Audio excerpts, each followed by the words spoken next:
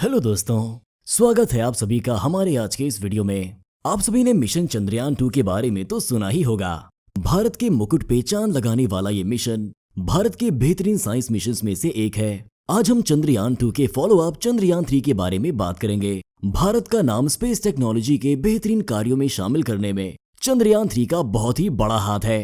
चंद्रयान 3 का major aim lunar south pole और rover land कराने का है।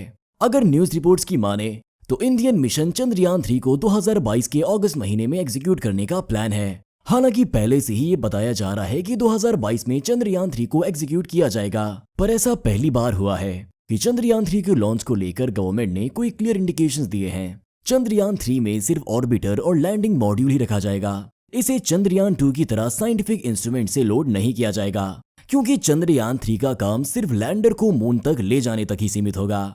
और साथ ही ये देखना कि ऑर्बिट में लैंडिंग के बाद लैंडर और अर्थ स्टेशन के बीच सही से कम्युनिकेशन कैरी आउट हो सके। क्या आपको पता है चंद्रयान 2 को इंडिया के सबसे powerful geosynchronous launch vehicle GSLV Mk3 की मदद से ऑर्बिट में भेजा गया था, पर अनफॉर्चुनेटली लैंडर विक्रम की बाई मिस्टेक अनकंट्रोल्ड लैंडिंग की वजह से 7 सितंबर 2019 को ये क्रैश हो गया। इस क्रैश लैंडिंग की वजह से ही प्रज्ञान, जो कि चंद्रयान 2 का रोवर था, अपने लैंडर विक्रम के साथ क्रैश हो गया और मून के सरफेस पे सक्सेसफुल ट्रैवलिंग भी नहीं कर पाया। आपको ये जानकर हैरानी होगी कि अगर ये मिशन सक्सेसफुल हो जाता है तो इंडिया वो पहली कंट्री बन जाती जिसने पहले ही अटेम्प्ट में अपना रोवर मून के सरफेस पर लैंड कर दिया। पर किन्हीं कारणोंवश हम असफल रहे। पर वो कहते हैं ना, इंसान अपनी हर हार से कुछ न कुछ सीखता है और प्रयास ही सफलता का मूल मंत्र है। इसीलिए अब इसरो ने चंद्रयान 3, जो कि चंद्रयान 2 का फॉलो अप मिशन है, उसे जोरों शोरों से एग्जीक्यूट करने का डिसीजन लिया है। चंद्रयान 2 में ऑर्बिटर का इस्तेमाल इसलिए किया गया था ताकि ऑर्बिटर मून को 100 किलोमीटर की दूरी से भी देख सके, और साथ ही लैंडर और रोवर का सेपरेशन मून के सरफेस पे सॉफ्ट लैंडिंग के लिए किया गया था। इसरो ने लैंडर मॉड्यूल का नाम Vikram Sarabhai, the pioneer of Indian space program से रिलेट करके विक्रम रखा, और रोवर का नाम प्रज्ञान रखा, जिसका मतलब होता है विजडम। अगर पिछली रिपोर्ट्स की माने तो मिशन लूनर साउथ पोल में इंडिया और जापान के बीच एक कोलैबोरेशन भी तय हुआ था, जिसके मुताबिक इंडिया लैंडिंग के लिए लैंडर प्रोवाइड करेगा और वहीं जापान लॉन्चर और रोवर दोनों प्रोवाइड करेगा। इस मिशन में साइट सैंपलिंग और लूनर नाइट सर्वाइवल टेक्नोलॉजीज भी इंक्लूडेड होंगे। विक्रम लैंडर के सब्सिक्वेंट फेलियर के चलते दूसरे मिशन की भी तैयारी की जा रही है। इसमें लैंडिंग कैपेबिलिटीज को डिमोन्स्ट्रेट किया जाएगा, जो लूनर पोलर एक्सप्लोरेशन मिशन के लिए जरूरी होंगे। इस मिशन का प्रपोजल 2024 में जापान के साथ पार्टनरशिप में किया गया है। दोस्तों, अगर हम चंद्रयान 3 की मशीनरी की बात करें तो इसमें सिर्फ 4 थ्रॉटल एबल इंजन ही लगाए जाएंगे, जबकि चंद्रयान 2 के विक्रम लैंडर में 5 800 न्यूटन के इंजन लगाए गए थे और 5th इंजन को सेंट्रली एक फिक्स्ड थ्रस्ट से माउंट भी किया गया था। वहीं चंद्रयान 3 के लैंडर में एडिशनली लेजर डॉपलर वेलोसिमीटर LDV भी इक्विप किया जाएगा। रिपोर्ट्स में बताया गया था कि इंडियन स्पेस रिसर्च ऑर्गेनाइजेशन ने रिक्वेस्ट की है कि उन्हें प्रोजेक्ट की इनिशियल फंडिंग के लिए 75 करोड़ दिए जाएं, जिसमें से 60 करोड़ मशीनरी एक्सपेंडिचर और इक्विपमेंट में लगाया जाएगा और बचे हुए 15 करोड़ को उसी कैपिटल एक्सपेंडिचर में खर्च किया जाएगा। इस प्रोजेक्ट को कंफर्म करते हुए इसरो के चेयरमैन के सिवान ने बताया कि इस प्रोजेक्ट में लगने वाली टोटल कॉस्ट 615 करोड़ होगी। जियो सिंक्रोनस सैटेलाइट लॉन्च व्हीकल को इसरो ने डेवलप किया था। ये एक 3 स्टेज व्हीकल है, जिसे कम्युनिकेशन सैटेलाइट्स को जियो स्टेशनरी ऑर्बिट में लॉन्च करने के लिए डिजाइन किया गया था। इस लॉन्च व्हीकल का मास 640 टन है, जिसमें 8000 किलोग्राम तक का पेलोड लो अर्थ ऑर्बिट में एकोमोडेट किया जा सकता है और 4000 किलोग्राम तक का पेलोड GTO में किया जा सकता है।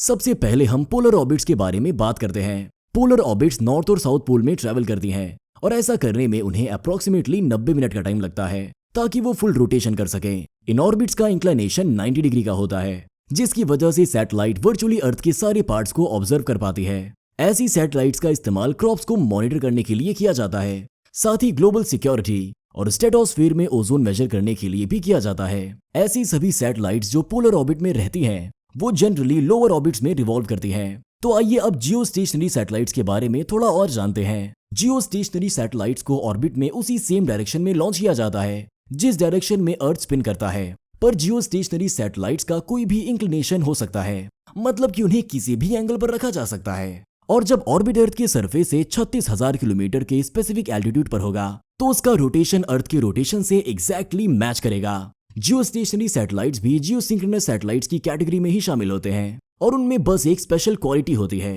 कि वो इक्वेटर के एग्जैक्ट ऊपर होते हैं। जियोस्टेशनरी ऑर्बिट्स के केस में अर्थ का force of gravity exactly sufficient acceleration provide कराता है ताकि सैटेलाइट सर्कुलर मोशन परफॉर्म कर सके।